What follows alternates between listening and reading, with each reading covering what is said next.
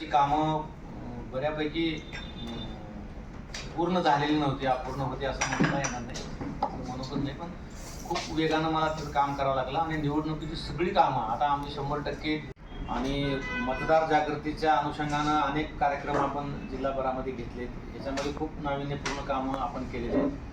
त्या निवडणूक कामामध्ये काम कुचलपणा केलेला जात आहे. अशा कर्मचाऱ्यावर काय कारवाई करणार आपण? हे निवडणूक प्रक्रियेमध्ये ज्यांची निवडणूक कामासाठी ड्युटी लागलेली होती असे बरेच कर्मचाऱ्यांनी प्रशिक्षणाला दांडी मारलेली आहे. जवळजवळ 450 कर्मचारी प्रशिक्षणाला अनुपस्थित होते. त्या सर्वांना नोटीस काढण्यात आलेले आहेत.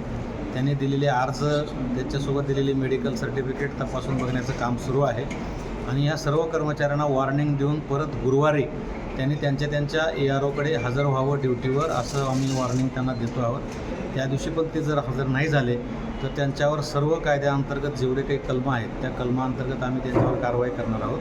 आणि जे खरंच जे आजारी आहेत आणि खरंच डॉक्टरांचं ओरिजिनल सर्टिफिकेट आहे असे आणि ज्यांच्याकडे खरंच काही मोठं कारण आहे घरी, अशांना आणि आयोगाने ज्यांना वगळा म्हणलेला आहे त्यांनाच फक्त आम्ही वगळणार आहे. इतर कुठल्याही कर्मचाऱ्याची, अधिकाऱ्यांची सुटका निवडणूक कामातून होणार नाही.